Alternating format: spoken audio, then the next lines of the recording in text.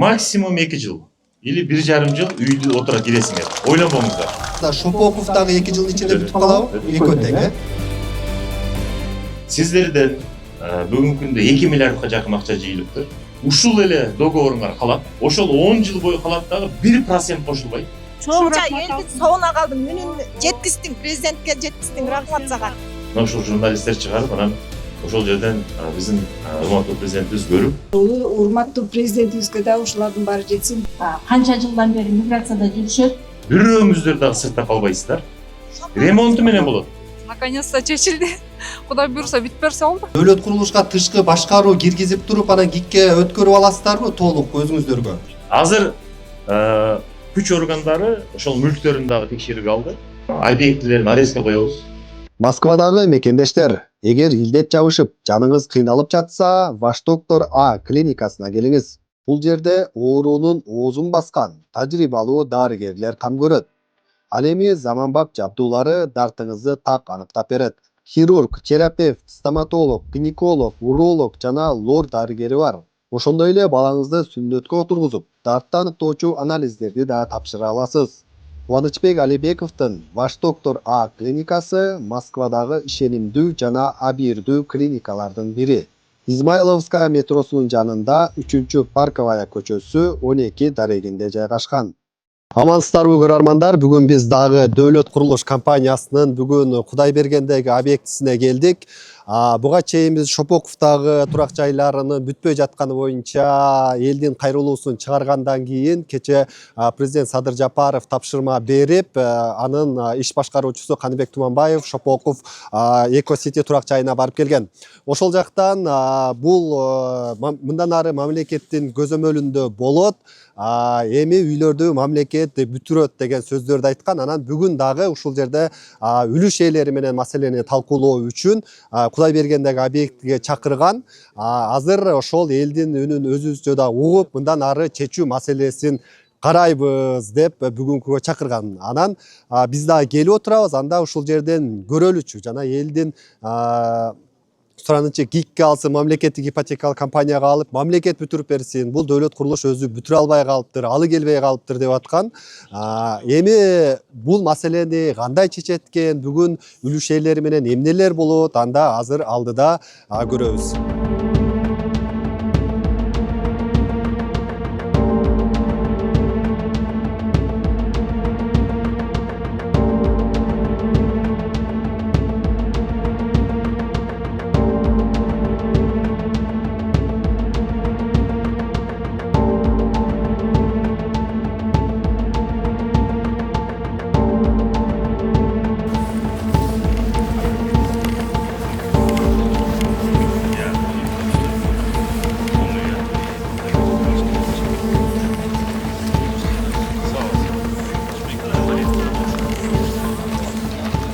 Кече күнү өзүңүздөр көрдүңүздөр, урматтуу президентибиз бизге тапшырма берди. Мына ушул дөөлөт курулуш боюнча бүгүнкү күндө ушул элдердин жалы боюнча, сиздердин кайрылууңуздар боюнча мына ушул маалыматты биз кече Шопоков шаарында дольщиктер менен дагы алардын көйгөйлөрүн уктук. Эми бул жерде сиздердин дагы көйгөйүңөрдү угалы. Ачык айкын сүйлөшөлү деп келдик. Билесиздер, ар бириңиздер турганыңыздар мына ушул биздин урматтуу президентибиз кечээ көрүп, кейип, ушул бизге тапшырма берди. Мындай нерсе мындан ары Кыргызстанда кайталанбаш керек. Канча деген кооперативдер бар, билесиздер. Канчасы кирип кетти. Канчасы акчаларын ала албастан канча деген үйлөр бүтпөй калды. Бирөөсүн эле мисал келтирип кетейин, ошол Ихсан деген болгон. Мына ушул жарандарыбыз акча көтөрүп барган. Сиз аласыз, бир какой-то процентин төлөйсүз, анан кийин сиз дагы бирөөнү эрişип келет экенсиз. Ошол сиз эрişип келсеңиз, батыраак үй берем дейт экен. Но кыскасы аягы жок да. Андан сырткары KG Group'ту билесиздер. Мына ошол дагы бизге тапшырма коюлду. Мына мен өзүм биз команда менен иш башкармалык изилдеп чыкканбыз. Бүгүнкү күнгө чейин Министерство строительства жардамы менен бир 4-5 объектиси толук кандуу вот эксплуатация болду. Эмне үчүн дегенде ушундай акыбал болгон. Мына өзүнөн дагы ошол Ташев имамеден сураганда моюнуна алды. котловандан ошол убакта 6 жыл 7-8 жыл алдын $550 бардык үйүн сатып койгон. Элдер келген $550 төлөп койгон. Анан жарандарыбыз үй жок, эч кандай салынган эмес, мындай айтканда көчөдө калды. Дагы бир жолу айтайын. Былтыркы жылы дагы бизде случай болгон. Ошол көчмөн сетиде, көчмөн сети боюнча билесиздер. Ал жерде мамлекеттин алып коюн, бир частный компания салып атканда алып коюн деген максаты деле жок. Мына ушул жарандарыбыздын кайрылганын себебинен мына ушул нерсеге келатабыз да. Мигранттарыбыз бар алыста жүргөн, акча каражат иштеп, ата-энесине жөнөтөт. Ушул мен иштеп, 1-2 жыл ошол жактан иштейин, сиз ошол үйдү мага алып коюңуз деп туруп акча жөнөтөт. Үй салынбаса, үй курулбаса, чын-чынында келгенде, мындай беспредел деген мамлекетибизде токтош керек. Урматтуу президентибиз азыр ушул тапшырманы койду. Азыр компаниянын жетекчисинен директормун деп атат. Так жоопту алалы, анан ошого жараша бир чечим кылабыз. Келиңиз, сиз айтыңыз.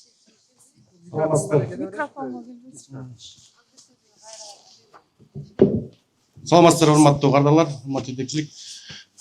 Биз бул проектти 2022 жылы май айында баштаганбыз. Реестрге туруп, бардык улуттар документтерин алып иш жүргүзүп келатабыз. Бүгүнкү күнгө чейин азыркы учурда жалпы объект боюнча 10 үй бар, 34 блок. Азыркы учурга мына баарыбыз кыле белгилүү, кардарларды деле калпайтып айтып болуш керек. Жалпы кардарлардын төлөмү 30%-ын тегеретеси батирдин баасынан. Толук баасын төлөп алгандар азга эсе, жок эсе. Жана 50% күчкө чейин төлөгөндөр эметкендер бар арасында клиенттер. Азыркы учурга мына пландарыбыз боюнча дагы айта кетейин.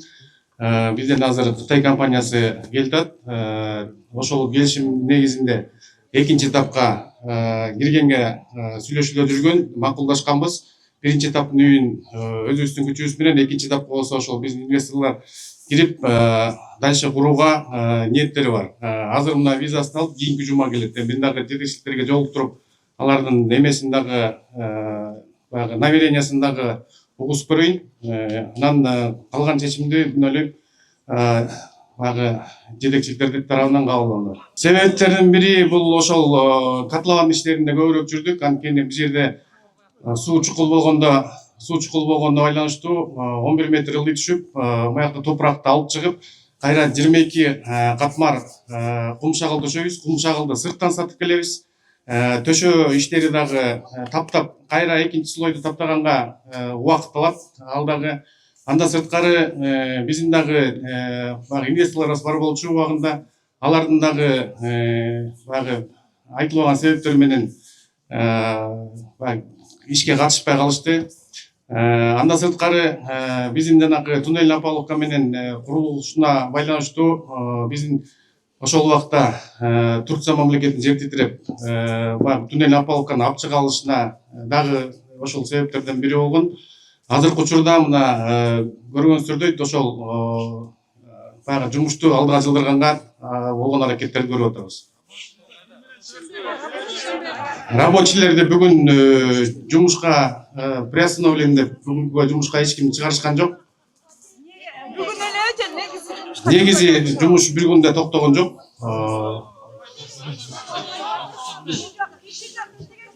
Болду. Азыр Минстройдун берген маалыматына караганда 2022 жылы башталган экен. Ошондойбу? 2022 жылы болсо 4 жыл болуптур да. 21 бар. 21 21. Анан биз эртең менен дагы бул компаниянын өкүлдөрү менен сүйлөшкөнбүз. Эми мен сиздерге чындыкты эле айтайын, бүгүнкү күндө компанияда акча жок. Бул мында ачык, мындай бардыгыбыз азыр Кыргызстанда бир нерсени жашыра турган нерсе жок, билесиздер. Ошон үчүн өздөрү менен деле сүйлөштүм. Анан инвестор келгенде сала коет деп, инвестор өзүнүн кызыкчылыгы болмоюнча салбайт. Ал жерде өзүнүн кызыкчылыгы болот. Мен билбейм кандай сүйлөшкөн. Анан ошол жерге мен акча салам, анан ошол үйлөрдү бүтүрөм дейт. 4 жыл аралыгында канча этаж үйлөр? 9 этаж үйлөр булар мындай айтканда бир 4 ай 5 айлык жумуштар да көтөрүп коюш. Мен строитель катары сиздерге мындай айтып коеюн. Ошон үчүн бүгүнкү күндө акча каражат жок. Сиздерден бүгүнкү күндө 2 миллиардка жакын акча жыйылыптыр. Азыркы берген маалыматына караганда. Шопок файлынан шаарынан 1 миллиард. Ошондо 3 миллиард. Азыр комиссия, вежмесиздин комиссия түзүлдү. 3 февралга чейин срок берилди. Бул жерде правоохранный органдар менен бардыгы биргеликте азыр иштеп чыгат. Ушул кетирген акча каражат ушул стройкага салынганбы? Же салынган эмеспи? Ошо силер берип төлөп атасыңар да ай сайын. Кээ бирлер 30 миң, 40 миң же 25 миңден төлөп атат. Мына ушул бардыгы текшерилип чыккандан кийин анан мен ойлойм чечимге келебиз. Азыр бардык объектилерин арестке коебуз, чтобы активдер бар да, ушул силердин акча каражатыңарды мамлекетибиз бүгүнкү күндө ошол сиздерге жардам берип, эми бир нерсени түшүнүшүңүз керек, бардыңар эми өзүңөр келип ошол ишенген үчүн келип алгансыңар да. Ошол жерден алалы. Азыр айтып атпайбы, мен өзүнө дагы айттым. 10 жыл биз 5% рассрочка кылып бергенбиз деп. Бул пирамида. Мындай нерсеге ишенбегиле. Бул деген нерсе строительный компаниянын өзүнүн акча каражаты болуш керек. Мына азыркы жаңы положение боюнча 80%га чейин строительный компаниянын акча каражаты болсо, ишенимдүү болот да. Мындан ары ошол сиз кайсы мындан ары дагы башка жерден үй ала турган болсоңуз, ошосун текшерип, ошондо сиздин алган үйүңүз кооптуу болот да. Уже сиз төлөгөн акча каражатыңыз туруп калат. Бири мен сиздерге эсеп айтып кетейин, мынакей азыр эле кайталап кеттим. Мына Cage Group компаниясы болсо, бүгүнкү күндө экинчиси мына Emacom компаниясы миңдеген дольщиктер бүгүнкү күндө проблемалуу болуп жүрүшөт. Андан сырткары дагы 3-4 компания бар. Анан мына бирөөсү мына ошол эң кейгиликтүү бүгүнкү күндө жасалган общий канча дольщик бар? Общий канча дольщик бар? 2,5 миң үй бүлө экен да, мындай айтканда. 2,5 миң үй бүлө.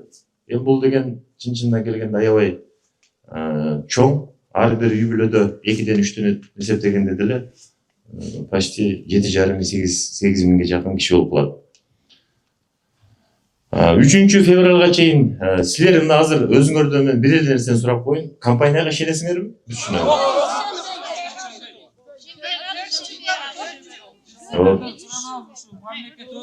Ушул жерде азыр мына мамлекет биз урматтуу президентибизге дагы мына сиздер менен кезиккенибизди, мына жолугуп сүйлөшкөнүбүздүн баардыгына жеткирип барабыз. Азыр бизге 10 күн убакыт керек. Ошол акча каражаттарын, финансовый каражаттарын баардыгын эсептеп чыгалы. Сиздерден алган акча каражаттын баардыгы, төлөнгөн акча каражат ошол строительствого иштелиш керек. Бириси дагы башка жакка кетпеш керек. Бирок акыйкаттыкты мен айтып коеюн. Кече Шопок шаарында көргөн 3 блок башталыптыр. Ал жерге миллиард акча кетпейт. Билбейм мен. Азыр эми эсептесем, мүмкүн мен адашармын. Мен эсебим боюнча бир 100 миллиондун тегереги кеткен. Бирок элдерден түшкөн акча каражат 978 миллион. Калган акча каражат кайда? Мына ошондой суроолор бар бизде. Бул жерде биз текшерүү иштерин жүргүзө элекпиз, азыр жүргүзөбүз. Текшерүү иштерин жүргүзүп, Кудайым буйруса, президентибиздин тапшырмасына ылайык бул жерде сиздерге мына ушул мамлекет жардам берип, сиздердин ошол маселеңерди чечип бербесе, башка эч ким чечпейт.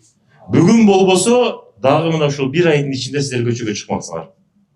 Эмне үчүн дегенде башка айла жок. Мен ачык эле айтайын, компаниянын өкүлдөрү турат. Мен өзүм жеке баардыгын көрүп түшүнгөн катары бул компания бүтүрө албайт. Аны моюнга алышыбыз керек. Бири-бирибизди эртең инвестор келет, бүрсүгүнү келет деп жалган айтып, калп айтып турганыбыз менен болбойт. Туурабы?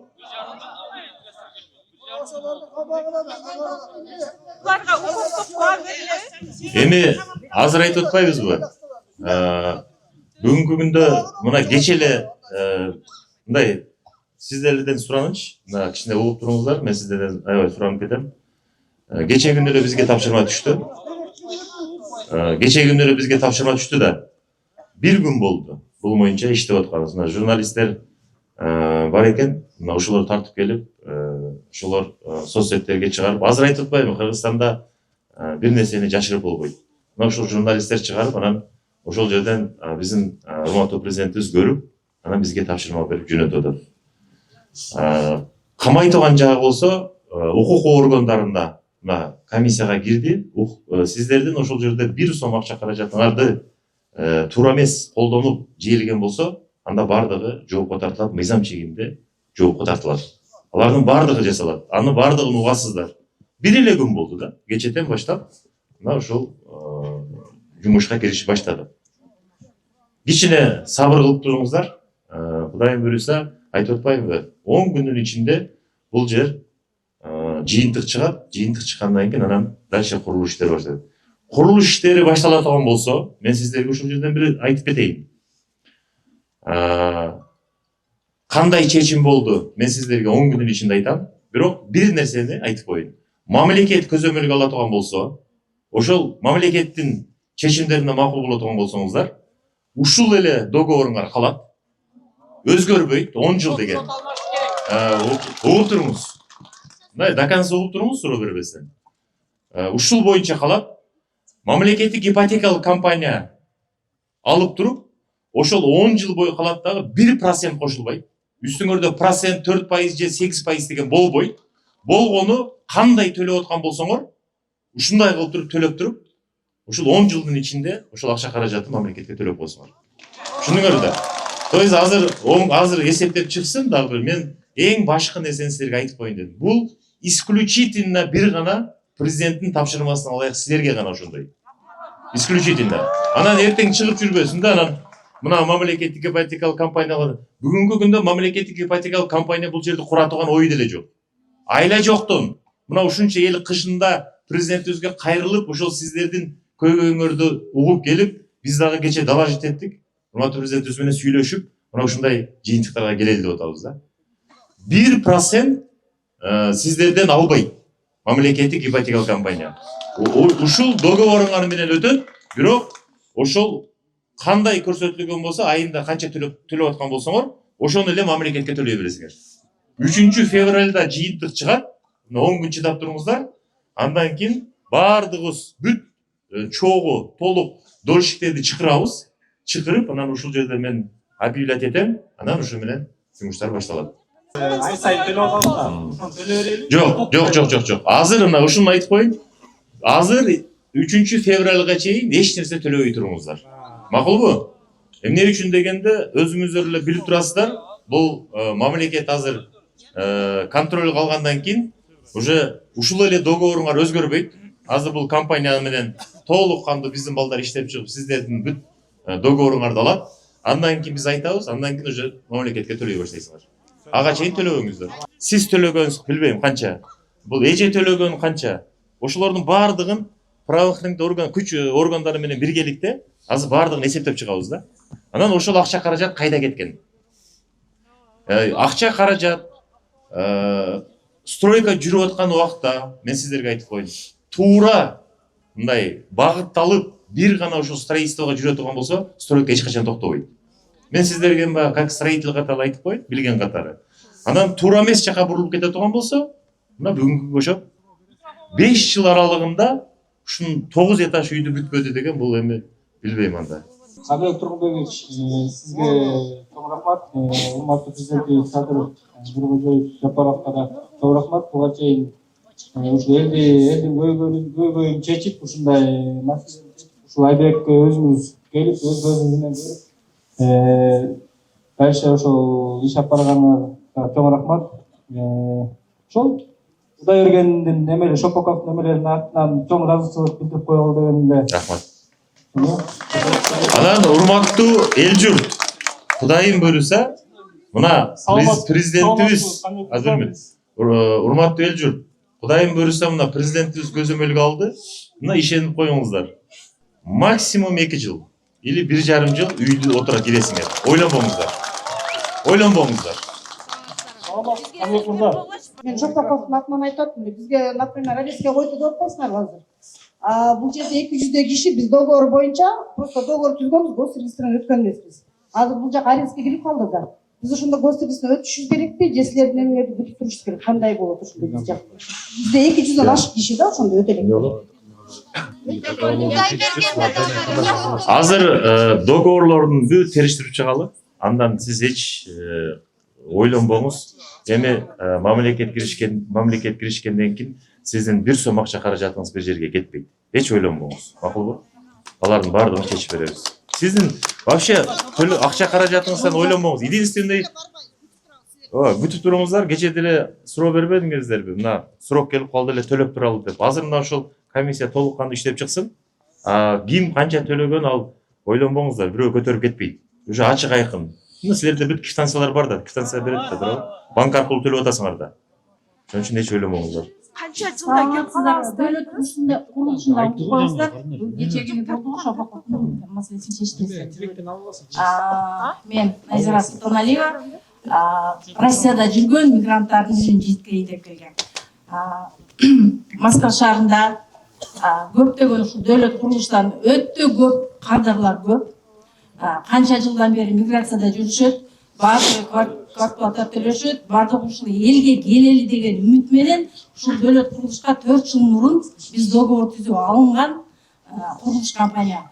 Сиздерден суранарыбыз ушул өтө эле кыска мөөнөттө үйдү элге куруп берип, элди ушул турак жайга киргизип алганга биз суранат элек сиздерден. Рахмат эже. Эми мындай да, мен баардыгын түшүнүп турам. Мигранттар бар, кече деле бир-эки биздин аксакалыбыз айтты. Мен кызым алдым эле, анан балдызым эрişип келип, балдызым алып бердим эле. Мигранттар иштеп, азыр эле айтып кетпедимби? Что мигранттар иштеп ай сайын акча каражат которуп атат да. Ушул үйүм бүтүп калса, сиз айткандай, азыр мигранттар акырын кайтып атпайбы? Кайда барат? Ошо өзүм үйүмө кирип калсам экен деп. Эми мындай ситуацияга келерин биз деле билген жокпуз. Бүгүнкү күндө кичине сабыр кылып туруңуздар, 10 күндүн ичинде биз азыр комиссия эсептеп чыгып, бирөөңүздөр дагы сыртта калбайсыздар. Кудайым буюрса, толук кандуу ушул жер. Мен азыр мындай көрүп эле силерге айтайын, кепилдик менен айта алам. Мамлекет алып бүгүнкү күндө мына ушул сиздердин ушул байка чейинки проблемаңарды чечиш үчүн бул жерде ушул үйлөрдү толук бүтүрүш үчүн 1,5 жыл убакыт керек. 1,5 жылдын ичинде сиздер үйлүү болуп кирип кетесиңер. Андан эч ашпайт. 4 жыл күттүңөр. 5 жылбы? Башты 5 жыл болот. Ремонту менен болот. Өзүңөрдүн договоруңарда көрсөтүлүптүр. Отделкасы менен деп. Туурабы? Ошо жөнүндө суроо. Рахмат, Каныбек мырза, эркин журналист Селиман Карымшаков. Бул компанияны азыр Кудайбергенди дагы, аркы Шопоков дагы экөөнү да мамлекет көзөмөлгө алат деп атат. Ошондо дөлөт курулушка тышкы башкаруу киргизип туруп, анан ГИКке өткөрүп аласыздарбы толук өзүңүздөргө? Ушул процедурасы азыр бул саясий чечим болобу же юридический процедурасы бар. Мен ойлойм, юристтер жооп берген туура болот. Азырында как раз приказ дагы чыкты, межведомственный комиссия түзүлгөн. Ал жерде бардык правоохранительный органдар дагы бар. Мен ойлойм, ал жагы боюнча эми юристтер жооп берсе туура болот. Бирок бир эле нерсени айтып коеюн, бул жер эми биз жеке мен өзүм көзөмөлүмдө болот. Башынан аягына чейин мына ушул турган биздин жарандарыбызга толук кандуу ушул үйдү бүтүрүп бергени. Бүтүрүп сиздерди киргизебиз. Бизге тапшырма койду бүгүн. Акылоочу суроо, анан бул Кудайбергенди 2 жылдын ичинде бүтүп калат деп атасыз. Шопоков дагы 2 жылдын ичинде бүтүп калабы? Экөө тең, Эми биз азыр көрүп атпайбыз мындай. Кээ биринде айтса эле бизди айтып атат да. Кытай басып кетти, же башкасы басып кетти. Кээ биринде бир эле нерсени түшүнсөк болот да. На самом деле биздин жанагы кыргызбыз да. Биздин деңгээлибиз өсүп кетиптир да. Чын-чынына келгенде мындай мына ушул жерде мына балдар деле жаш балдар турат. Иштегизи келбейт да. Чын-чынына моюнга алышыбыз керек. Анан биз киши иштеткенге уже ошондой деңгээлге келип калдык да. Кимдин үйүнө барбасаң азыр 2-ден 3-төн сырттан келген бирөөлөр иштеп жүрүшөт. Ошон үчүн кичине наоборот иштей тургандар болсо келиш керек. Биз жакшы шарт түзүп беребиз. Андан кийин анча да китайстер дагы киргизгенге туура келет. Алар 1 жылга визасы менен келип, бирок бат курат экен, бат көтөрөт. Ушул жумушту жасатабыз. Самое главное, суукта турбаса, ушу элибизди үйүнө киргизип койгонго мүмкүнчүлүк түзөбүз. Анан дагы бир мындай маселе бар экен да бул жердечи. Бул жактагылардын көбү баягы дөлөт курулушта баштан бери жүрөбүз. Анан кээ бирлери түңүлүп, расторжение жазган экен да, мен договорду үзүп бериңиз деп. Бирок компания аларга кагазда расторжение кылган, бирок акчасын фактически кайтарып берген эмес. Ошолорду да сиздердин программага кошсо болот, кайраштуу договорго. Акчасын фактически алган эмес, кагазда эле үзүлгөн. Түшүндүм. Ал боюнча эми юристтер, правоохранный органдар иштейт. Мен бул боюнча жооп бере албайм. Мына азыр ким договор түзгөндө генеральный директор ушул киши болгонбу башынан баштап? Өзү болгонбу? Значит, өзү бүгүнкү күндө расторжение болгондо акча каражатыңарды кайтарып бериш керек да. Азыр мен айтып атпаймынбы, канча договор бар мен билбейм, бирок 2400 дөлүш иштеп атат. Мындай айтканда 2400 үй бүлө да. Эми жалгыз болбойт да. Алардын балдары бар, бала чакасы бар. Ушул боюнча маселе жүрүп атат. Анан односторонний порядка расторжение кылгандар болсо, азыр ушул комиссия, юристтер, правоохранный органдар иштеп чыгат. Анын ичинде да карайбыз. Ана ким канча төлөгөн? Мүмкүн бирөөсү 500 миң, бирөөсү 1 миллион төлөп койгондор бар. Ошолорду алганга мүмкүнчүлүк болот.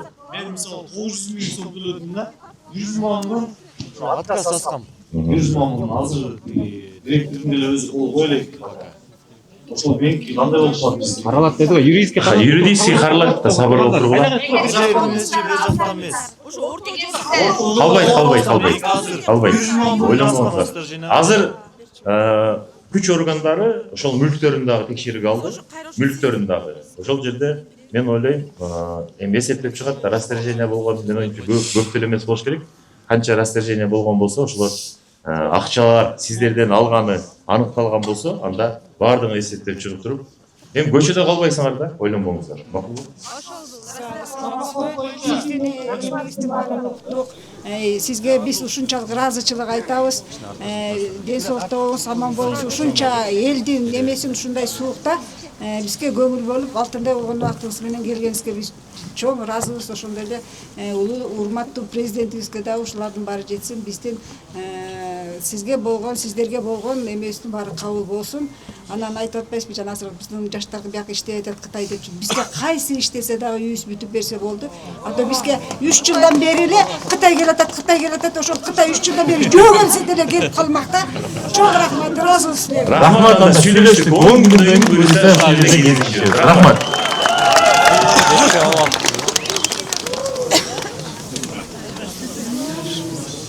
Bilemem sana çok rahmat isterim. Den sağlık. Bir günde ушунча жыйынтык чыгарып, чоң рахмат. Разы. Рахмат, буюрса эми жакшы бүтүп калсын үйүңүздөр. Бүгүнкү чечимге кандай, макулсуздарбы? Сиздерди канааттандырдыбы мындай? Ооба, жакшы болду негизи. Ушундайды күткөнбүз. Эми буюрса мынакей 10 күндө убакыт сурап атат, 10 күндөн кийин дагы жыйынтыкты көрөбүз. Чоң рахмат. Дагы сүйлөп салмасызбы? Сиздер ойлогондой чечим болдубу? Канааттандыңыздарбы бүгүн? Kanatlandık. Biz köpten beri güçürgemiz. Наконец-то чечилди. Кудай буюрса бүтүп берсе болду. Сиз Кудай бергенден беле? Кудай берген, бул жаш Кудай бергенден. Канчадан бери төлөп аттыңыз эле? 4 жыл болуп калды почти. 4 жыл. 4 жылдан бери. Рахмат. Рахмат сага да рахмат. Кандай чечилсе дагы булар государство бүтүрүп берсе да өздөрү. Уже мамлекетке эле алабыз деп атпайбы, тышкы башкаруу киргизип. Рахмат сага, чоң рахмат. Сен артынан ушундай болуп атасыз, чоң. Алла разы болсун. Эле. Суукту сен да келип жүрөсүң. Тынч болуп калчагың. Дайын ден соолук сага. Рахмат. Айдан бери мен жүрөсүм. Рахмат сага. Чоң рахмат. Кудай кааласа, негизи чайга чакырабыз, чайга чакырабыз. Чайга чакырабыз. Ушунча элдин соонуна калдың, үнүн жеткиздиң, президентке жеткиздиң. Рахмат сага. Чын, Алла разы болсун. Рахмат мейли. Акаса чыгып коем ушун иштин аягына чейин. Макул, Рахмат. Рахмат сага дагы. Мына ушинтип бүгүнкү жолугушуу жыйынтыкталды. Кыскача айтканда көпчүлүктү ойлондурган маселеге дагы жооп алышты. Дөлөт курулуш компаниясынын 2 объектиси тең мамлекетке өтөт деген пикирин айтып кетти азыр Каныбек Туманбаев. Бул шарттары дагы эч өзгөрүүсүз калат. Бул адамдар, бул жакта кардарлары буга чейин компанияга канча төлөп келсе, ошол жерден эле улап төлөп кетет. Баалары дагы ошол бойдон калат. 10 жылга алган да бул жактыктар. 10 жыл төлөйбүз деп. Ошо 10 жылдык мөөнөт дагы сакталат. Эч нерсе өзгөрүү болбойт, мамлекет алса дагы деп ушундай пикирин айтты. Анан бир 2 объектини тең Шопоковду дагы, Кудайбергенди дагы 2 жылдын ичинде куруп бүткөрөбүз деген пикирин айтты. эми аны дагы көрөбүз. Анан бул жерде 10 күн убакыт азыр ведомстволор аралык комиссия түзүлүп туруп, коргоо органдары бүт баары жок булар компаниянын документтерин текшерип, башкаларын баарын текшерип туруп, 10 күндүн ичинде бир жыйынтыкты чыгарып туруп, анан кийин ошо үлүшчүлөр менен жаңы келишимдерди түзүү, башка сыяктуу маселелер каралаарын билдирди. Мына ушундай жыйынтыкты алды Дөлөт курулуш компаниясын биз канча былтыртан бери маал менен чыгарып атканбыз, улам кайрылышып, үйүбүз бүтпөй атат деп бул объектини 2021-22ден баштаган экен. 24-25тен тапшырыш керек эле. Бирок анысы да бүтпөй, мына азыр эки объектиз гана бир аз көтөрүлгөн, үстүгөн. Мына бир блогун ичин жасап башташкан экен. Андан башка иш жүргөн эмес. Мына бул Кудай бергенде эле 1400 батир салынмак. Аркы жакта Шопоковдо 2300 батир салынмак. Ошонун баары токтоп турган. Эми минтип саясий чечим болуп, ушинтип чечилген турат. Анда алдыда дагы бүтүп калса, ушул үйлөрдүн ачылышына келип тартабыз деген ойдобуз. Бар болуңуздар.